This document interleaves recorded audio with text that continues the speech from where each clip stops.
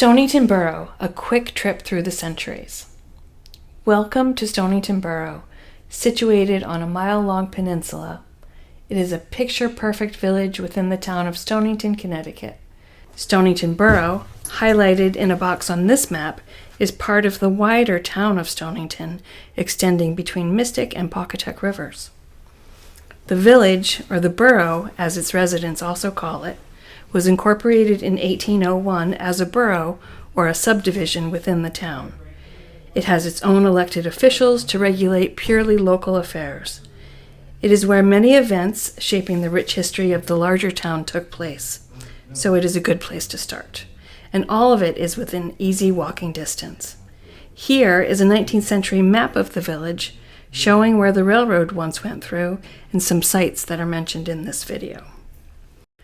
The borough's seaside location makes it an attractive residential and tourist destination today, but its sheltered harbor and location helped make it a once important trade and transportation center.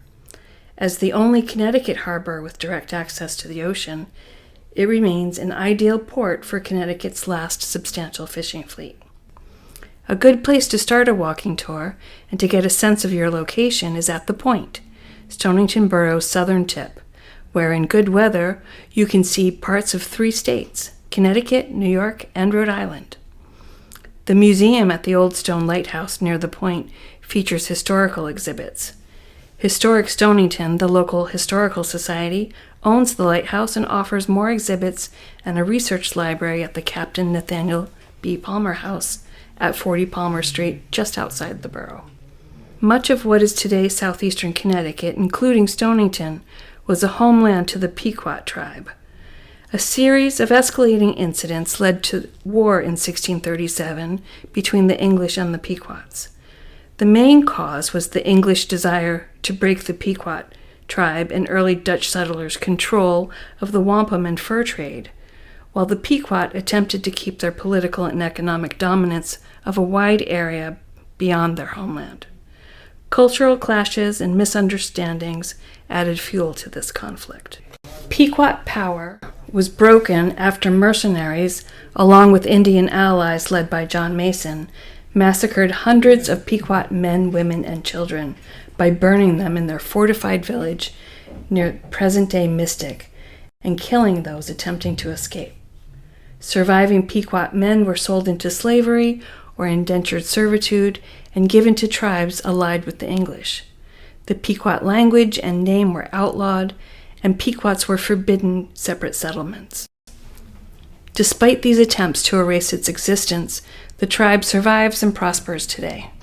Their Mashantucket Pequot Reservation in North Stonington has a casino, as well as a highly regarded museum and research center. After 1637, colonial settlement expanded, mainly on inland farms like this one. It was not until about 1752, a century later, that the village was settled. Its connection to the sea and its resources provided much of the wealth behind the construction of its handsome houses. Many houses in the village preserve their original appearance, but the unpaved streets and the traffic in them would have looked very different, as you can see from this early photograph. Here is a picture of the same street today. A few blocks walk in the village is a journey through centuries of architectural styles.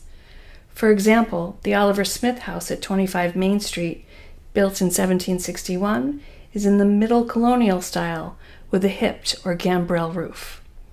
Venture Smith was enslaved there. More about him later. Across Main Street at number 24 is the Captain Amos Palmer House in the Georgian style, typical of the end of the 18th century. By that time, the village had become a prosperous port, and larger houses, still fairly plain, were built with a little more decoration. Notice the pilasters or shallow decorative columns beside the front door. The Amos Palmer House was later the home of the famous American artist James McNeill Whistler, who as a child lived there with his mother for several years. His best-known work was this portrait of his mother.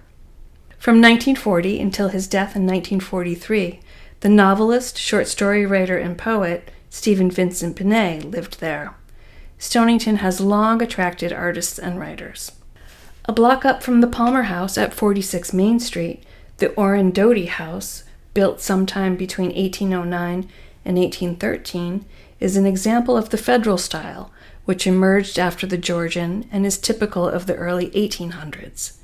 Notice the two-story pilasters on the house corner and the space between the top windows and the roofline.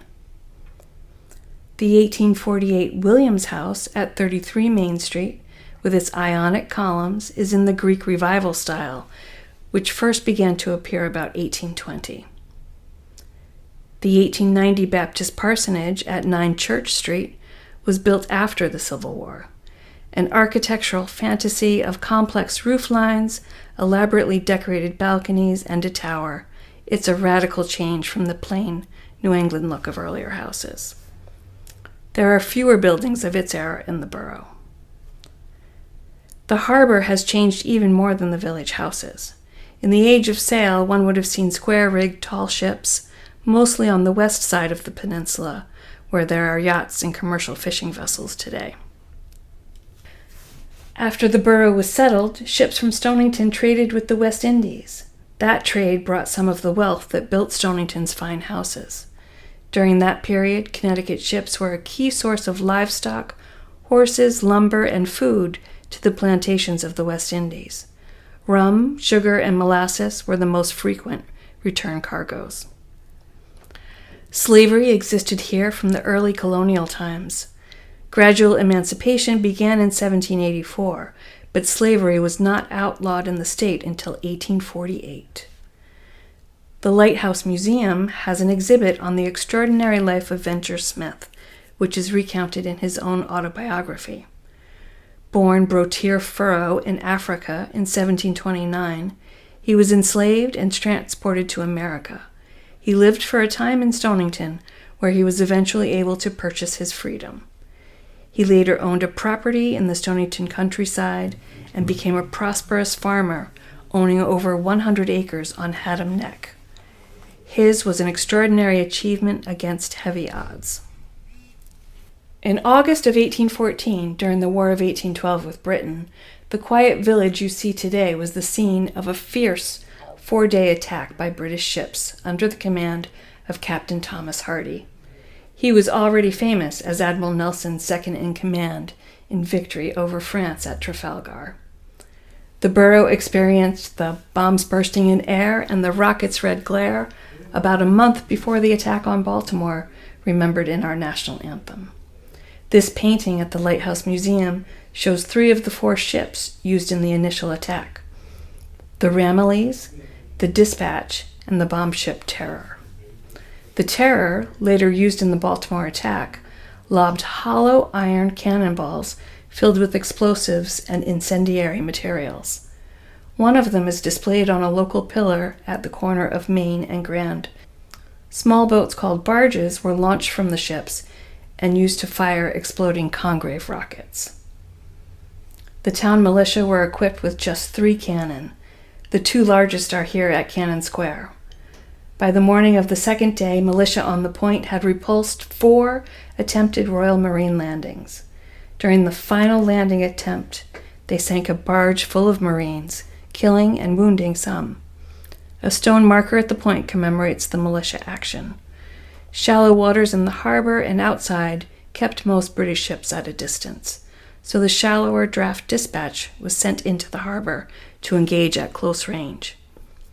Before the morning was over, the militia had used one of the large cannons to inflict heavy damage on Dispatch, forcing her to withdraw. A plaque on the side of the brick factory building on Lower Water Street marks the site where the cannon were fired from an earthen-walled fort. For several days, the British, having retreated beyond the range of Stonington's guns, continued to bombard the town. Much of the British fire was inaccurate, and no inhabitants were killed during the attack, and few houses suffered damage. Cannonballs went right through wooden house walls, and militia extinguished blazes set by rockets or incendiary bombs. Earlier, during the Revolutionary War, the village had also been bombarded by a British warship, the Rose. In that August 1775 attack, there was considerable damage to houses, but no local deaths. By the 1820s, Stonington was home port to numerous seal hunting schooners. Stonington's Captain Edmund Fanning conducted one of the earliest seal hunting expeditions in 1792 to the far South Atlantic. By 1797, he was a rich man from trading sealskins to China for silk, spices, and tea that was sold in New York. Fanning was known as the Pathfinder of the Pacific, discovered several Pacific islands, and he was the first American captain to circumnavigate the globe. His ship, the brig Betsy, sailed from Stonington in 1797, and many of her crew were also from Stonington. In 1820, after the discovery of rich seal rookeries in the South Shetland Islands, Stonington's sealing fleet grew. These harsh and frigid islands near Antarctica are surrounded by some of the roughest seas in the world. At the Nathaniel B. Palmer House Museum is a model of the sloop Hero, one of the relatively small Stonington ships that hunted seals. It was captained by Nathaniel Brown Palmer, who had been second mate on the 1820 South Shetland voyage. As a sealing captain, he explored even further south, where he first sighted the Palmer Peninsula of Antarctica, which is named after him. Later, he captained ships in the China trade. He played a leading role in the design of the fast clipper ships, including the Hooqua, shown here in a model at the Palmer House and in this print. These fast clippers gave Americans a big advantage in the China trade. The Palmer House Museum is Palmer's elegant former residence. In the second quarter of the 19th century, whaling began to eclipse seal hunting in importance. Between 1841 and 1845, some 20 whaling ships were home-ported in Stonington. Stonington was a much more diverse town for much of its history. Whaling ships picked crew from all over the world, including many Portuguese from the Azores, and they brought some of the first Portuguese inhabitants to Stonington. In 1848, the whaling ship Cavalier, out of Stonington, listed its 31 crew members. It included 6 Portuguese, 13 American, 2 Irish, 2 English, and 3 colored Americans, who may have been Native American or African American. During its voyage, the ship took on crew of 2 Hawaiians, 2 Ascension Islanders, and a man from the Pacific island of Rotuma. The American Civil War, which began in 1860, marked the end of the whaling era in Stonington, although a few whale ships continued to operate after the war. The Age of Steam transformed Stonington into a bustling hotel and transportation center. In 1837, a rail line was opened between Boston and Stonington's port, where steamship lines in Long Island Sound completed the route to New York. The docks that Stonington's fishing and lobster boat fleet uses today were the transfer point for passengers and freight. The Wattawannock Hotel, the largest and grandest of several in town, dominated the square at the north end of town. This monument, near the United Church on a quiet and residential Main Street, marks where a noisy rail line once went through to the docks. This fine house at 68 Main Street once had a boxcar parked next to it. Here you can see how steam trains, spewing smoke and dangerous sparks, cut through town perilously close to buildings. They blocked multiple streets as they went. Steamboats, like this one docked at Stonington, provided overnight service, offering sleeping quarters and even private staterooms. Many of these multi-deck boats, like the Commonwealth, were known for their luxury with restaurants and grand lounge areas. In the days before navigation aids, these early steamships experienced many disasters, including groundings, collisions, and fires. In 1840, the Stonington Line's Lexington caught fire, killing all but 4 of the 140 people aboard. Out of control, it could not be stopped, and lifeboats were swamped as soon as they were launched. Many who jumped overboard drowned in the freezing waters of the Sound. Despite these hazards, Long Island Sound provided a route to New York that was sheltered from the rough waters of the open Atlantic. For years, the construction of a through rail line to New York was blocked by wide rivers. By 1889, the last two barriers, the Thames River and the Connecticut River, had been spanned with bridges like this one over the Connecticut. The all-shore rail line to New York doomed Stonington's role as a transit and hotel center.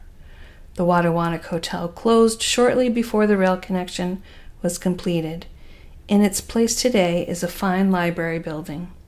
Steamship service between New York and Stonington ceased in 1900. Service jobs on trains, hotels, and steamships had provided employment for many of what was at one time a significant black population. Many of these African American residents attended the Third Baptist Church on Water Street. Stiles H.F. Ross, the clerk of that church from 1885 until it closed in 1926, was a town tax collector and was well known for his ice cream shop and catering service. Henry Robinson Palmer, who lived near the church, remembered that as many as 100 parishioners attended the church services.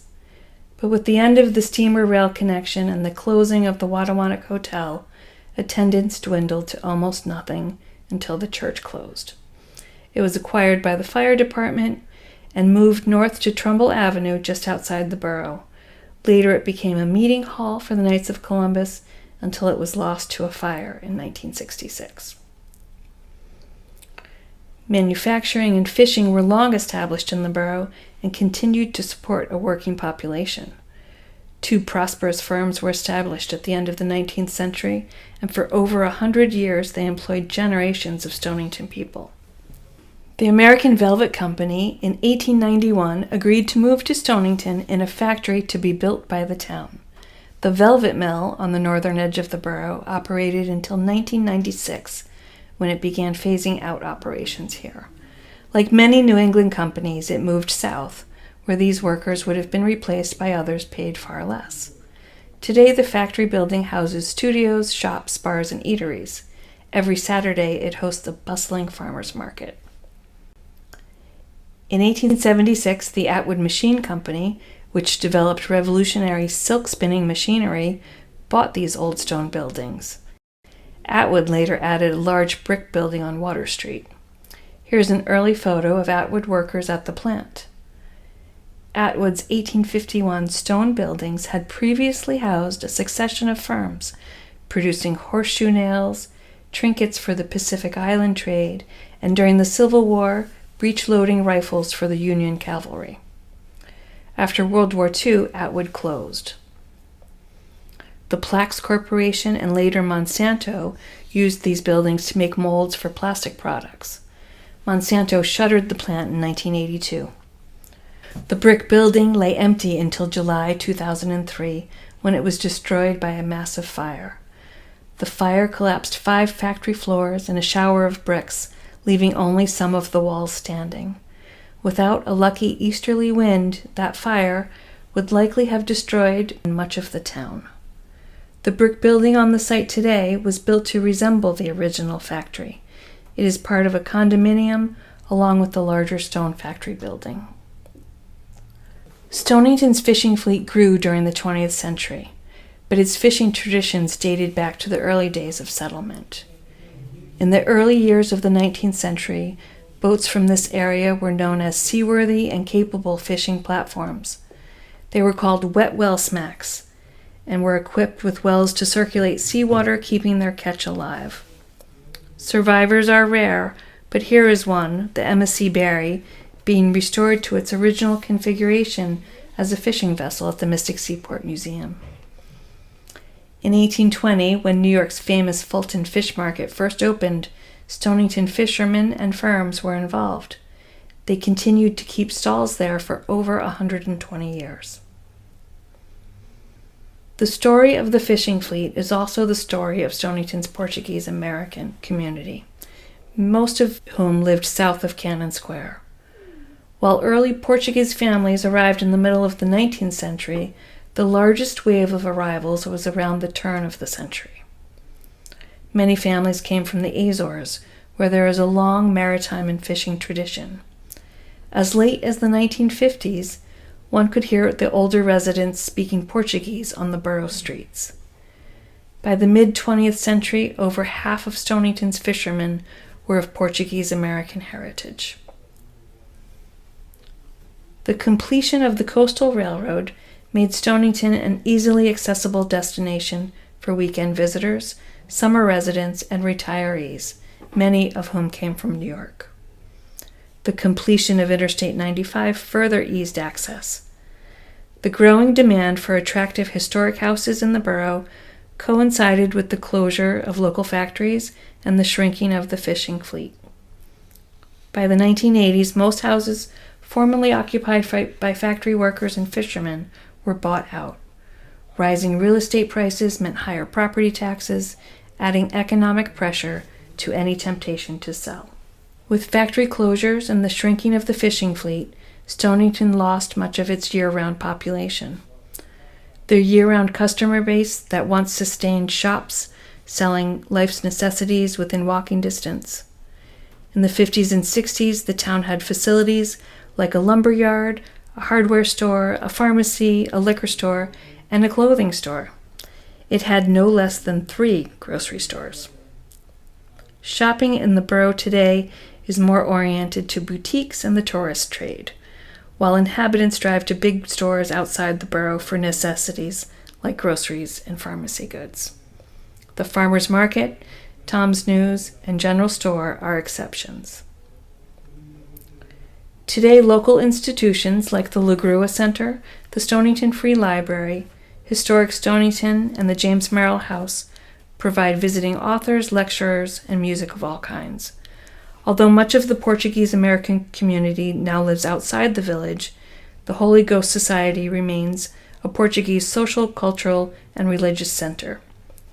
Its festivals and open house events are an important part of the life of the wider town and village community.